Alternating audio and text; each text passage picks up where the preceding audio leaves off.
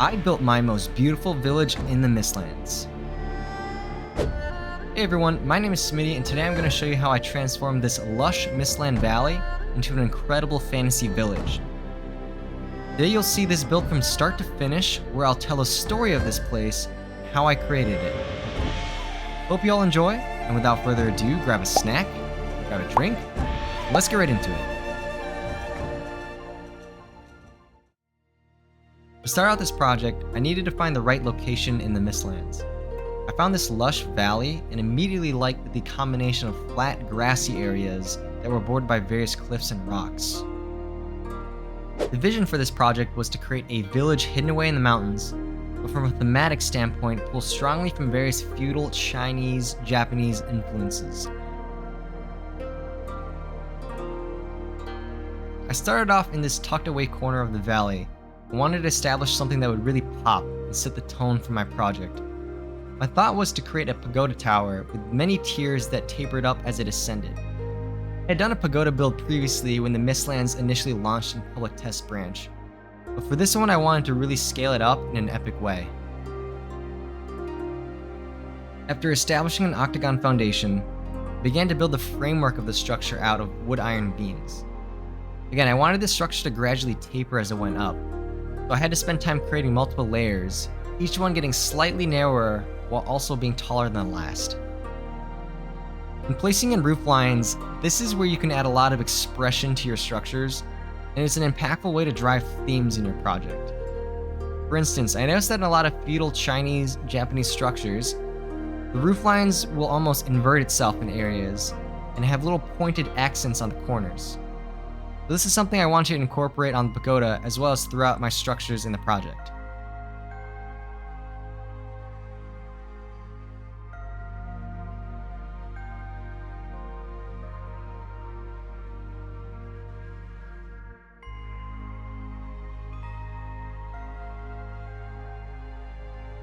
After the pagoda was complete, I spent some time developing the area around it. Since the tower was raised up on a hill, I decided I would create some tiered staircases and platforms that would work their way up to the structure, and you'll notice that I also bordered my stairs with some curved beams to make the staircases look curved themselves. This is a great little trick to add some form to your larger stairs and make them look just a little bit more interesting.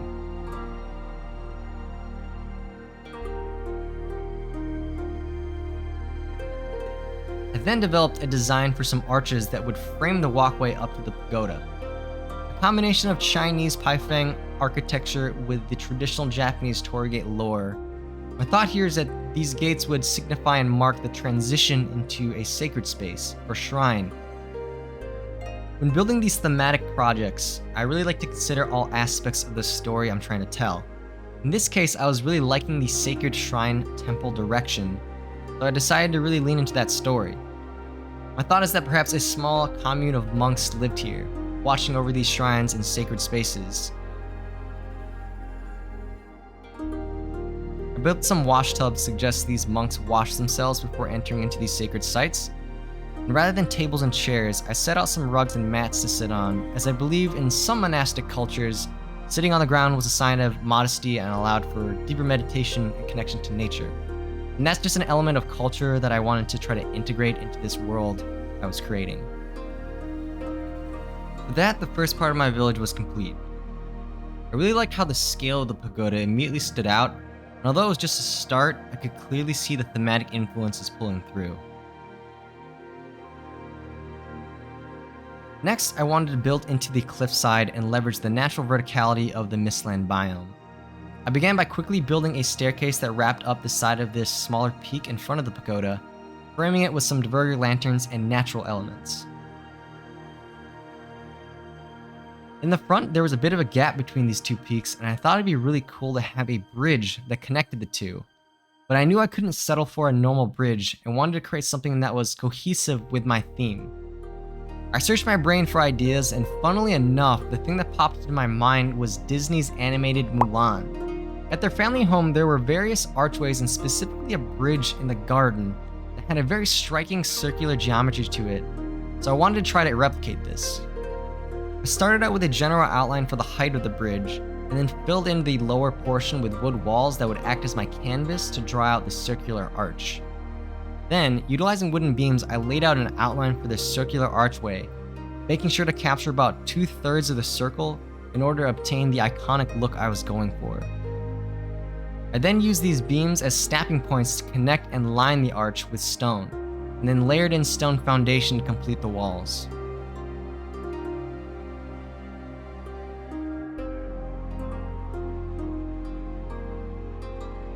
Although the time-lapse makes this process look fast and easy, this bridge proved to be really tricky to build and took almost 2 hours to figure out. That being said, I think the result is absolutely tremendous, and I could not be happier with how it turned out. Not only did it fit perfectly with my theme, but additionally, as a standalone Valheim architectural piece, it was just something I was really proud of and thought it looked so cool. Next, I decided I would add some watchtowers. I went with some square foundations and made sure to add a good bit of relief to the sides, while having the platforms extend past the body of the tower, and then added another layer of beams to the body itself for extra depth. I then also kept consistent with my thematic roof lines, bringing the corners up to a point to convey the same feudal Chinese look. I was happy with this design, so I decided to quickly build another tower at the far side of the bridge, one that more directly overlooked the entrance. When it was complete, I thought these towers nicely framed the bridge, and I think adding more vertical elements to the project helped promote that epic fantasy feeling. Next, I decided to continue building on the far ridge. The Mistlands are a very inhospitable place, so while monks may live here, they have to be capable of defending their sacred sites, which means they're probably warrior monks. I had already built watchtowers, now they needed a place to train. So my next project would be to build a training area along with a barracks and an armory. The barracks would be the larger of the two structures, and because I was able to sneak it inside the walls, I wanted to find a way to have it connect to the platforms below. I think it's always fun to have interconnectivity with builds, and more than one way to pass through and reach locations. Luckily, I was just able to fit a stairway down that connected these elements.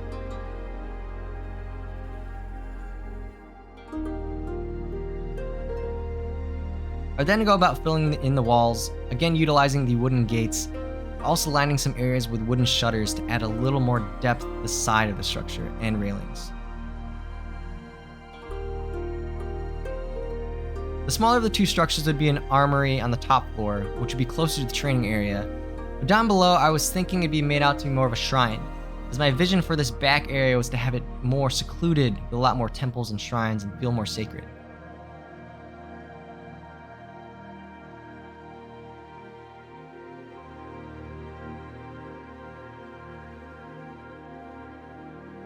For the interior of my monk barracks, I started out by building a storage closet, but then needed to consider how I would convey this interior as a place where my monks would live.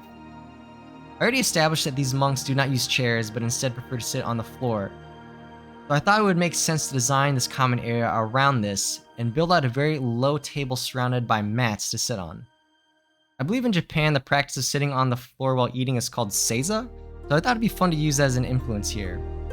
If anybody watching is from Japan, double check me on that and let me know down in the comments if that's accurate.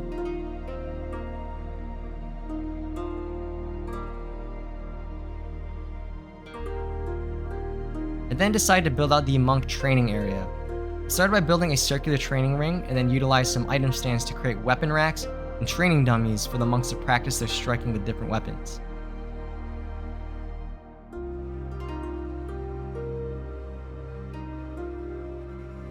The smaller of the two structures I would decorate to be as a small armory, as well as add some smithing items, as these monks likely needed a place to craft and repair weapons they used.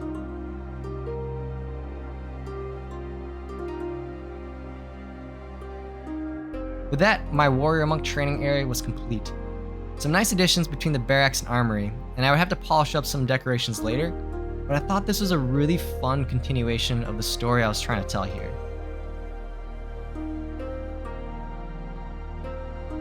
Next, inspired by my previous circular bridge, I decided I'd build another circular bridge arch utilizing the same technique, but this time on a much smaller scale.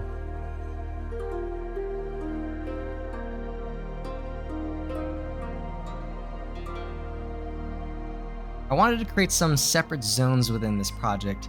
My plan was for the area beyond this wall to lean much more into these temple shrine themes.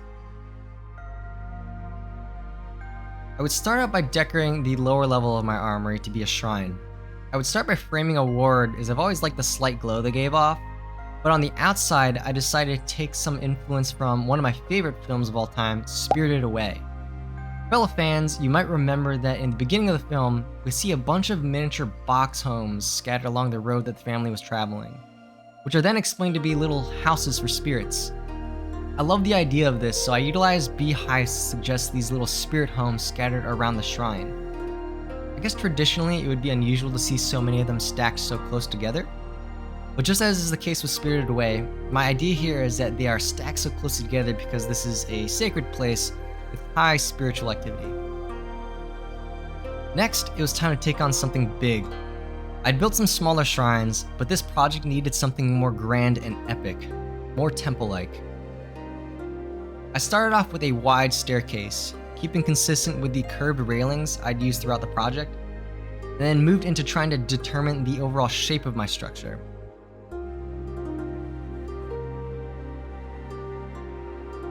I didn't have a complete vision in my head, but I knew I wanted very high ceilings, an open design to show off the Mistland environment, and wide pillars that rose all the way up to the ceiling.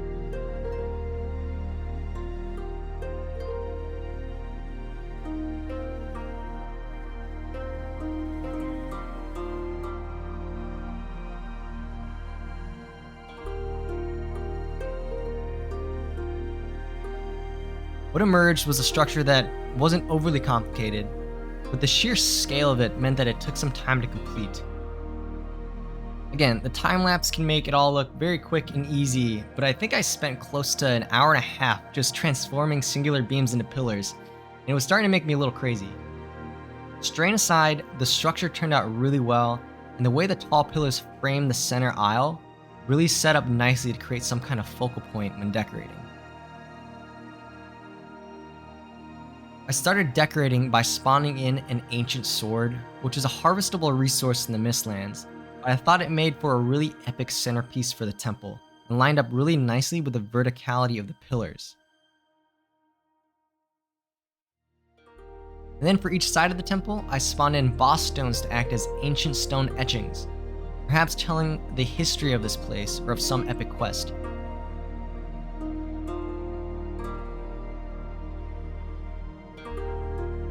I would finish up by adding a little bit of color with some banners surrounding the structure, framing the entrance with some Mistland trees and other natural elements, and then continuing with the theme of the little spirit homes scattered around the temple.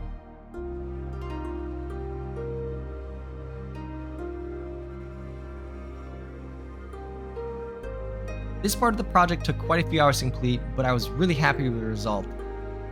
The temple really stood apart from the other shrines, and it had a real epic presence to it, which is definitely what I was going for.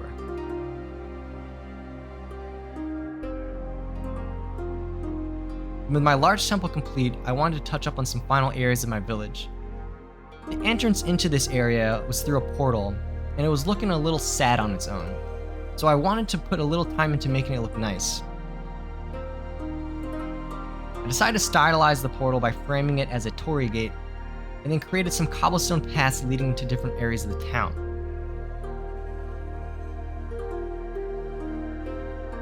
It wasn't much, but at least made the entryway into the town a little more intentional.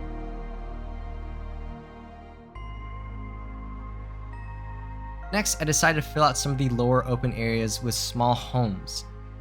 I did my best to experiment with some different forms while still keeping true to the overall thematic aesthetic, but I liked how these structures filled in the spaces a little bit more and made it feel more like a village.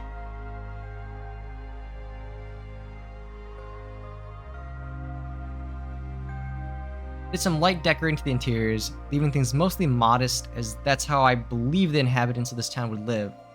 I kept consistent with the low floor level tables for sitting and eating. With that, I was really happy with the direction of my project. Such a unique theme and story, and although it tested my creativity, it was a super fun challenge to create a world that felt totally different from what I've done before. All that was left to do was polish up some areas, add some additional decorations. Cue the cinematic.